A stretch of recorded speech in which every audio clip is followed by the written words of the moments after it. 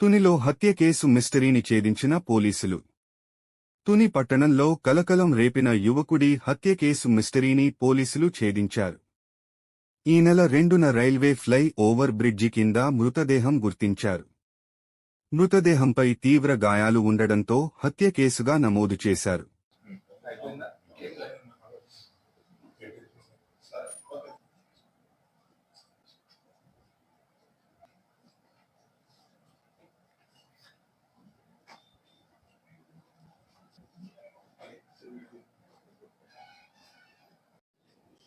ఈ నెల 3వ తారీఖు అండి, 3/10/25 తుని పట్టణంలో మార్నింగ్ ఏమో మనకు ఒక ఇన్ఫర్మేషన్ వచ్చింది. అక్కడ ఒక డెడ్ బాడీ పడి ఉందని చెప్పి. అది ఎక్కడంటే తుని టౌన్లో నర్సీపట్నం బస్ స్టాప్ అని ఒకటి ఉంది. అక్కడ ఫ్లైఓవర్ ఒకటి ఉంది. ఆ ఫ్లైఓవర్ కిందనే ఈ డెడ్ బాడీ ఒకటి పడి ఉంది. Male dead body, age around ఒక 30 to 35 ఉండొచ్చు అని చెప్పేసి ఒక ఇన్ఫర్మేషన్ వచ్చింది. ఇమీడియట్గా మనం కేసు రిజిస్టర్ చేసి ఎంక్వైరీ స్టార్ట్ చేసాం. స్టార్ట్ చేసిన తర్వాత ఆ రోజు 3 బృందాల కింద పెట్టామండి. పెట్టినా కూడా ఆ రోజు సరైన ఇంకా ఇన్ఫర్మేషన్ అయితే రాలేదు. తర్వాత జిల్లా ఎస్పీ గారు, కాకినాడ జిల్లా ఎస్పీ గారు శ్రీ జి బిందు మాధవ్ గారు ఈ అన్నింటినీ కూడా ఇన్వెస్టిగేషన్ అంతా కూడా పరిశీలించి సార్ కొన్ని డైరెక్షన్ ఇచ్చి తర్వాత రోజు ఏం చేస్తుంటే 9 బృందాల కింద పెట్టారు. మొత్తం మన సబ్ డివిజన్ నుంచి జగన్పేట సిఐ గారు, ప్రతిపాటి సిఐ గారు, తుని రూరల్ సిఐ గారు, అలాగే ఎస్ఐస్ కిల్లంపూడి, తొండంగి, ఇలా అన్ని చోట్ల నుంచి కూడా ఎస్ఐస్ వచ్చారు. వచ్చిన తర్వాత స్పెషల్గా చేయడం వల్ల ఒక్కొక్కరు ఒక్కొక్క ఆస్పెక్ట్ తీసుకుని చేయడం వల్ల మనకి ఈ కేసులో కీలకమైన సమాచారం వచ్చింది.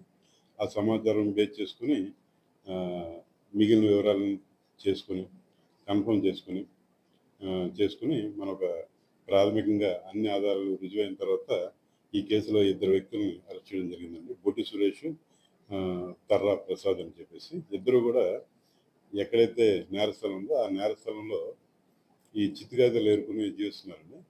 ఈయన ఇందులో చనిపోయిన వ్యక్తి తానారు అప్పలనాయుడు అని చెప్పేసి, ఈయన నర్సీపట్నం ఏరియా, ఎర్రకన్నపాలెం అని చెప్పేసి నర్సీపట్నం రూరల్ కింద వస్తుంది. ఆ ఊరికి సంబంధించిన వ్యక్తి. ఈయన దురదృష్టం ఏంటంటే ఈయన ప్రైవేట్ కంపెనీలో నెల్లూరులో పనిచేస్తూ ఇంటికి వచ్చాడు. భార్యాభర్తల మీద చిన్న చిన్న ఇష్యూలు ఉన్నాయి. దాంతో ఏంటంటే ఈయన మనసు బాగోక తుని నుంచి నర్సీపట్నం వచ్చాడు. ఆ నర్సీపట్నం వచ్చే వాళ్ళు ఆ నర్సీపట్నం బస్ స్టాప్ అది మ్యాక్సిమం అక్కడే దిగుతారు. ఈయన కూడా అక్కడే దిగాడు. ఈయనేమో దిగులుగా ఉండడం, ఒంటరిగా ఉండడం, ఇదంతా గమనించి ఇందులో ఉన్న ముద్దాయిలు ఇందులో చనిపోయిన వ్యక్తి కలిపి త్రాగడం అనేది జరిగింది. తర్వాత ఏంటంటే వీళ్ళకి ఒక దురుద్దేశం కలిగింది. ఈయన దగ్గర ఏమో ఫోన్ ఉంది, కాస్ట్లీ ఫోన్ ఉంది, తర్వాత ఈయన దగ్గర ఇంకా క్యాష్ ఉండొచ్చు అని చెప్పేసి ఒక దురుద్దేశం కలిగి చంపేస్తే బెటర్ ఏమో అని చెప్పేసి దానికి ఆశపడి వీళ్ళ దగ్గర ఏంటంటే అక్కడ ఉన్న ఒక రాయి ఒకటి, అక్కడ పడి ఉన్న ఒక ఐరన్ రాడ్ ఒకటి, ఈ రెండింటితోని ఉపయోగించి అక్కడే వీళ్ళు చంపేశారండి. చంపేసిన తర్వాత ఏంటంటే ఏదైతే ఆ ఫోన్ ఉందో మరి ఏమనుకున్నారో తెలియదు, ఆ ఫోన్ ఏమో అక్కడ కవర్ పడేసారన్నమాట. కవర్ పడేసిన తర్వాత మనకి క్లూ ఇంకేం లేదు. ఆ సెల్ ఫోన్ కవర్ ఒకటి ఉంది, అక్కడ బస్ టికెట్ దొరికింది.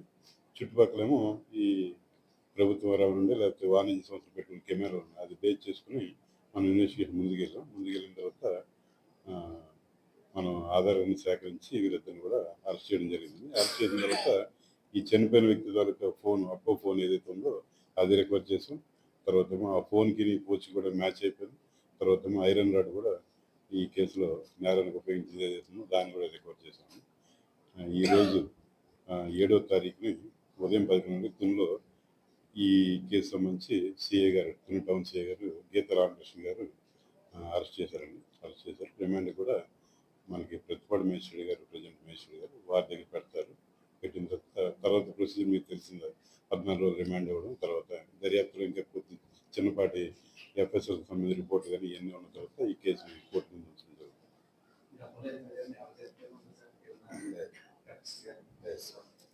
అంటే నేర చరిత్ర లేదు కానీ వీళ్ళ గురించి చాలా బ్యాడ్ అక్కడ ఉన్నాడు. అంటే